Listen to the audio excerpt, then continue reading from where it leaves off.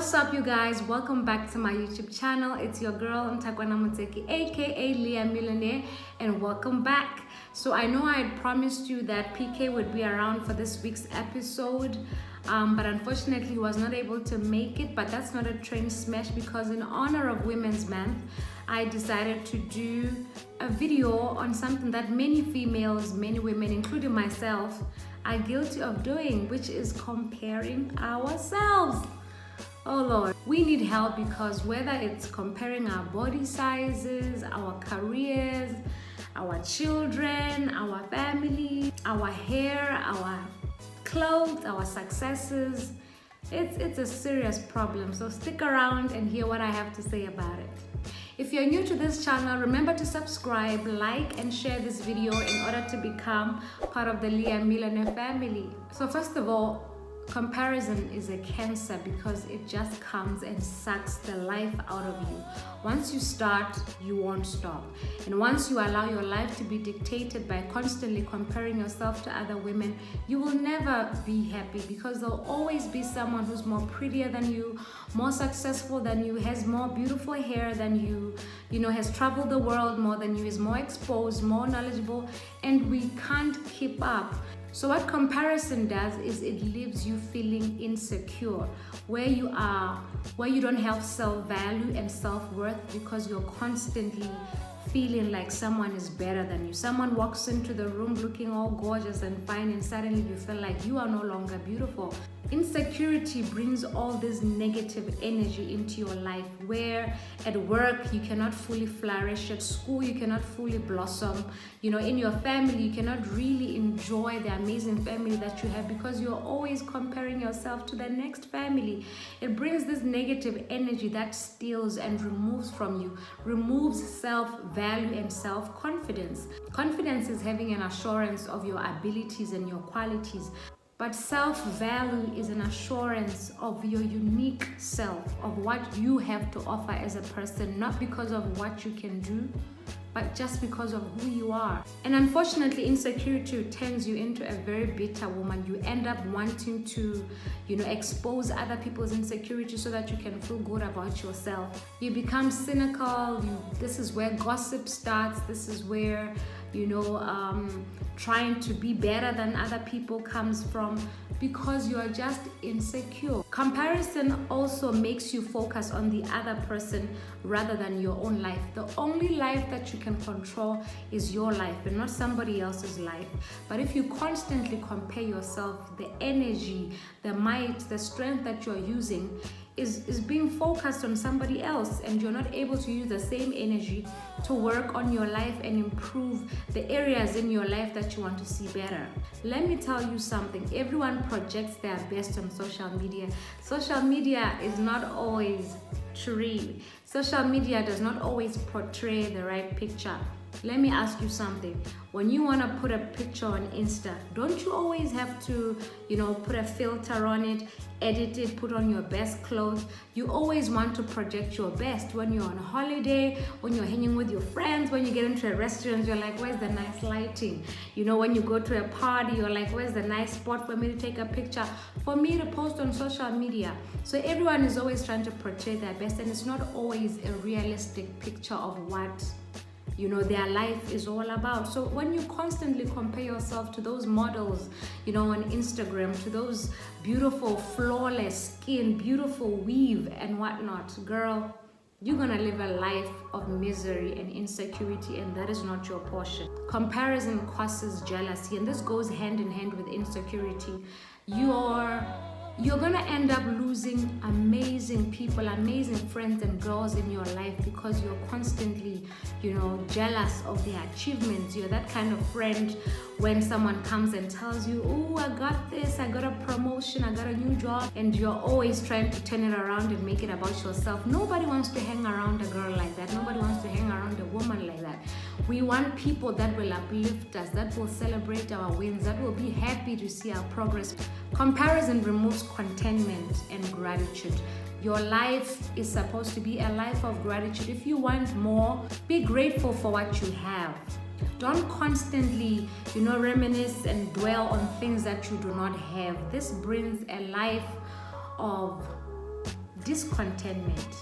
Because when you do that, you're like, forget my successes, forget the things that I've achieved, and you're like, let me focus on the things that I don't have. This is such a wrong mentality to have.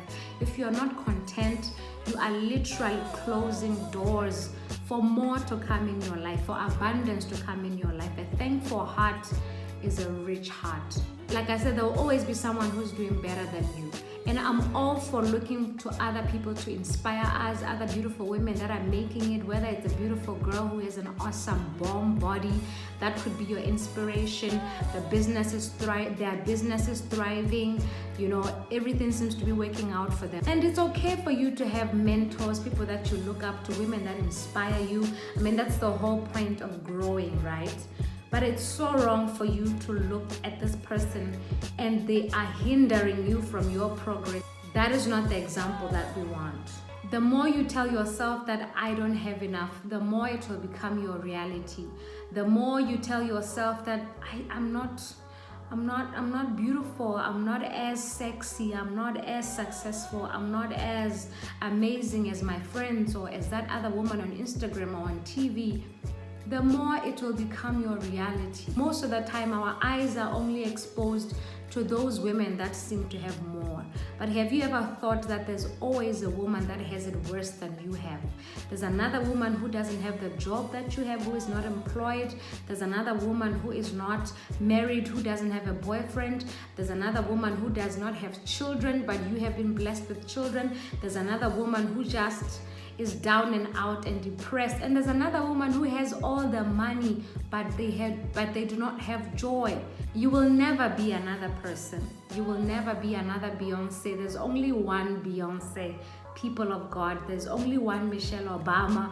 There's only one who else do people like? There's only one Tasha Cobbs who can belt it out. If you're constantly going to compare your voice to her voice, that is too much pressure to put on yourself. If God thought you deserved and you needed Ntokozo's voice for you to carry out your purpose, He would have given you.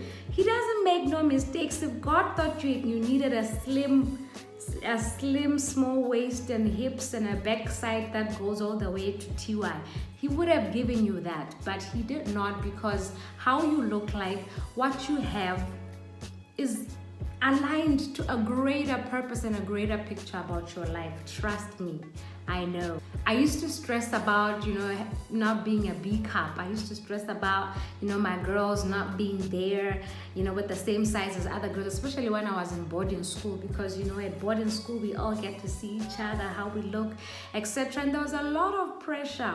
But I remember speaking to my youth pastor then and going, I'm a bit insecure about, my girls, they're just not there for my age. And she was like, girl, what you talking about? Okay, I won't tell you exactly what she said, but in a nutshell, she was like, you better accept what you got, because what you got is somebody else's dream. What you got is somebody else's desire. And that is so true. So many times girls who have a smaller cup are like, I wish I had a big cup, and girls with a big cup saying, I wish I didn't have a big cup so that I can wear whatever I want to wear whenever I want to wear it.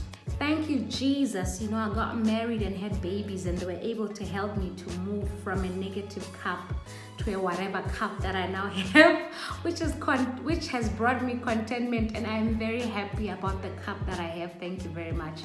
Young girls, stop stressing about what you don't have in your life right now. You're going to grow. You're going to go to school, you're going to have an amazing job, you're going to get married, and the reality that you have now is not always going to be your reality. Life will get better. Good. What I'm saying is the current reality that you have is not always going to be, your reality forever. I promise you, weeping may endure for a night, but joy cometh in the morning. So you're going to be all right. That body that you're complaining of, if you can do something about it, do something about it. Stop comparing yourself. But I tell you the truth, even if you slim down, you trim down, you eat right or whatever, your body will never be exactly like Beyonce. Your body will never be exactly, like the next top model, because that is not you.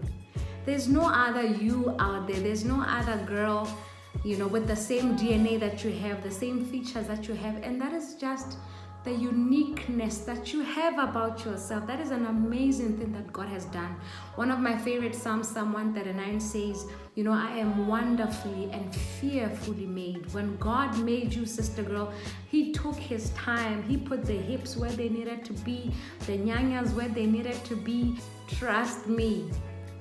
Accept it, embrace it, love it, appreciate it, and comparison will not weigh you down. And so many times as young girls, you know, those that are not married, we focus so much on our body, on our outward appearance.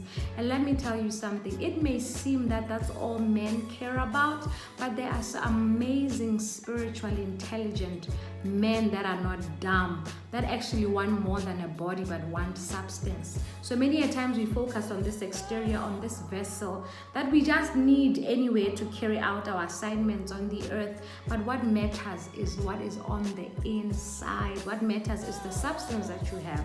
So just a word of advice, don't focus more on the outside appearance, because God and real men desire what is on the inside.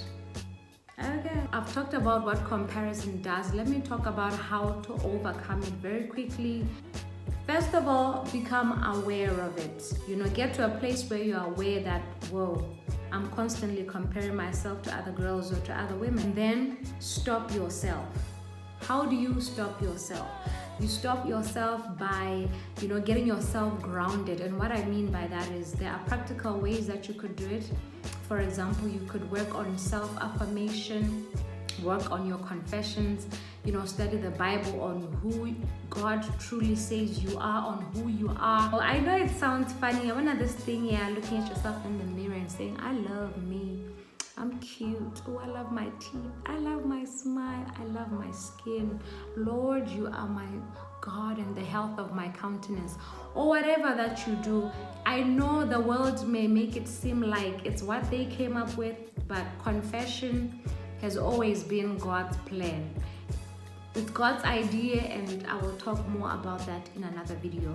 But what I'm talking about is you telling yourself that you love yourself the way that you are, you know, accepting yourself the way that you are. If you can do something about it, and not because you're doing it to compare yourself to another woman or to become better than another girl, but you're doing it to make yourself feel good for yourself, by yourself, then go ahead and do something about it. Another way is to build self-esteem. You know, surround yourself with people that love you. Surround yourself with people that love you as you are. People that will encourage you, that will, you know, tell you about your strengths. And on that note, work on your strengths. What is your talent? You may not have the hips and the backside, you know. But you're a funny person, you know, you are a good organizer of events, you know, you are a person who knows how to heal people through your words. Maybe you can sing. Focus on your strength. Be okay with imperfections. Don't be a perfectionist, all right? Be okay with your imperfections and embrace them and love them. Let me think, what don't I really like about my body? And people make fun of me and say I walk funny because my feet are a bit crooked, but it is what it is. It is who I am. I've always been like that. I have even passed it on to my daughter. It's a beautiful thing. It's who we are. I have a gap right here, a very, very big gap. It was not always like this, but one time my sister took me to the park and we had not told our mom about it, and unfortunately, you know, when you be sneaking around, the devil is gonna expose you. So unfortunately I fell and this little thing became bigger than it was, but now it's my signature. When I smile, it's there. When it's there.